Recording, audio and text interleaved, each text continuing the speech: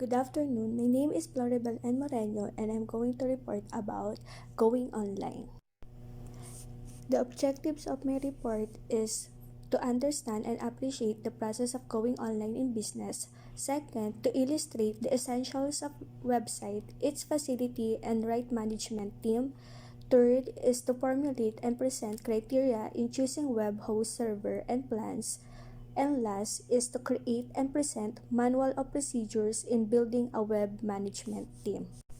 For my first topic, what is domain name?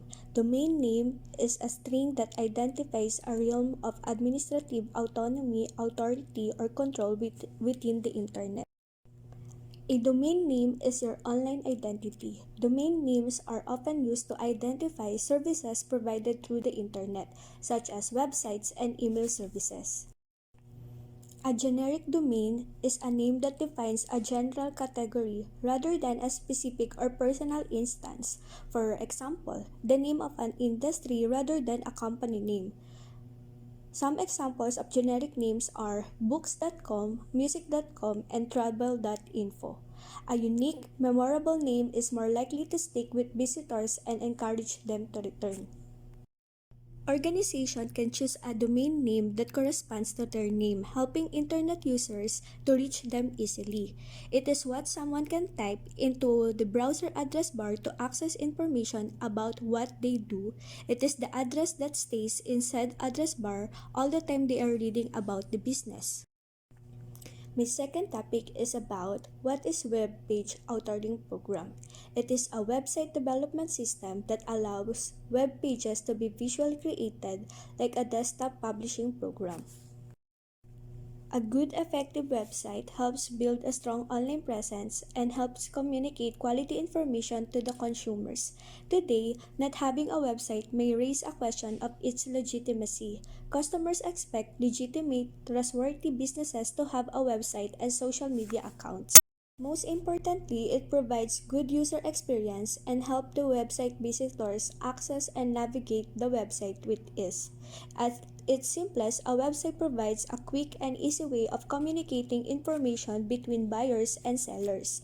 The businesses can list the operating hours, contact information, show images of the location or products, and use contact forms to facilitate inquiries from potential customers or feedback from existing ones. Here's an example of a well-designed website which can help form a good impression on their prospective customers. My next topic will be about e-commerce integration.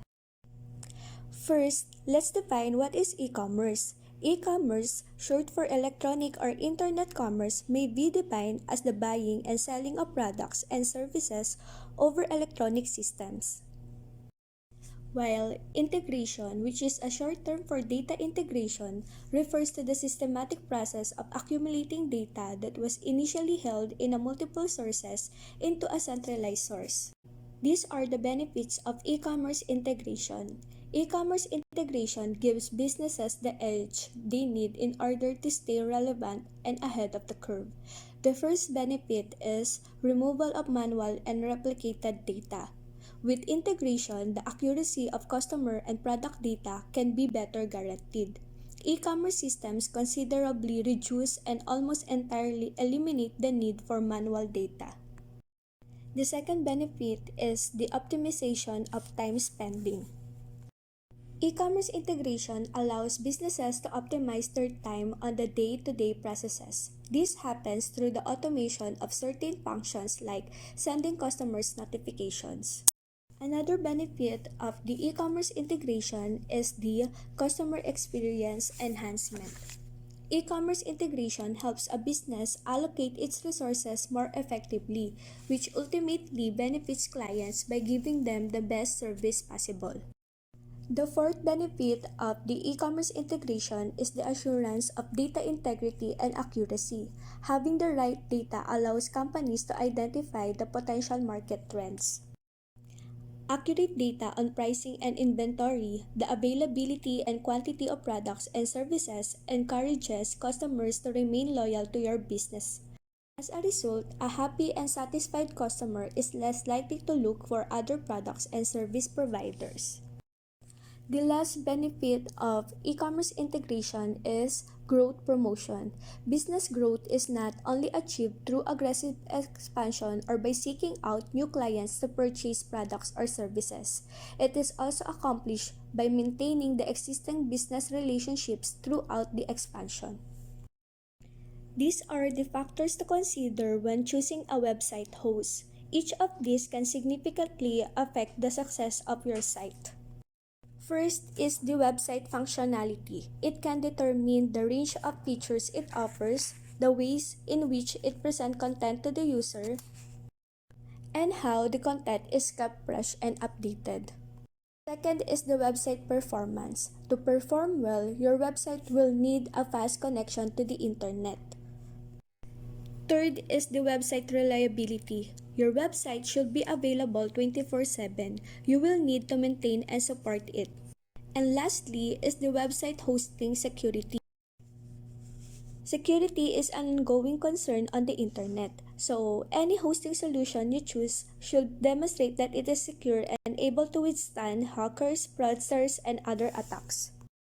My next topic will be about the web teams. Web teams are made up of a diverse group of people who all contribute their skills in multiple avenues.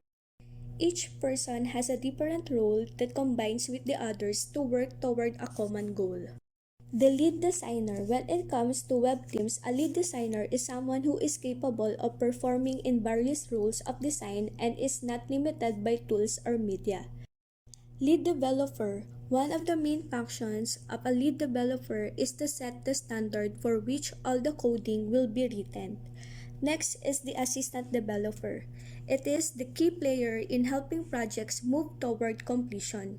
A web developer is generally someone who writes the code for the digital content we see online. Manager can be thought of as a general manager of the web team and the last point of contact before the more corporate roles.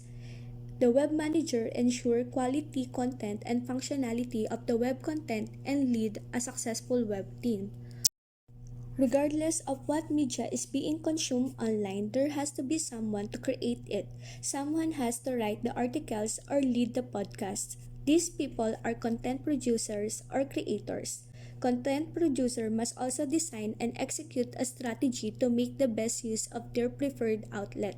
For instance, sharing pictures on Instagram would require using the most appropriate and popular hashtags in order to get maximum exposure. Content is being produced, quality control is a necessary step. To ensure that the content is marketable and ready for the public, editors are needed. The editor must make sure that the content is capable of speaking for itself but in a clear manner. A social media coordinator on a web team would need to have a collaborative attitude in order to best use the other functions of the team to help create a clear connection between users and the website. Social media coordinators must be vigilant in monitoring the reputation of the brand as a whole. Social media and public relation coordinator is the one of the more people-focused roles on a web team, while e-marketing coordinator, it is needed department for managing how potential customers are introduced to products and service. My last topic will be about SEO or search engine optimization. Search engine optimization is the process of improving the quality and quantity of website traffic to a website or web page from search engines. SEO targets unpaid traffic rather than the direct traffic or paid traffic. It is the practice of increasing the quantity and quality of traffic to a website through organic means. It means the process of improving your site to increase its visibility when people search for products or services related to your business in Google, Bing, and other search engines. The better visibility your pages have in search results, the more likely you are to garner attention and attract prospective and existing customers to your business. An effective SEO plan is to optimize your website to move you up in the search results where consumers will find your product. This is why SEO is important for e-commerce. It is one of the top factors pulling people to your website. Search algorithms are designed to surface relevant, authoritative pages and provide users with an efficient search experience. Optimizing your site and content with these factors in mind can help your pages rank higher in the search result. When you understand what your website users want, you can then implement that knowledge across your campaign, paid or organic, across your website, across your social media properties, and more. Content quality and keyword research are key factors of content optimization, and crawlability and speed are important site architecture factors. SEO is a fundamental part of digital marketing because people conduct trillions of searches every year, often with commercial intent to find information about products and services. That's all for my report. Thank you.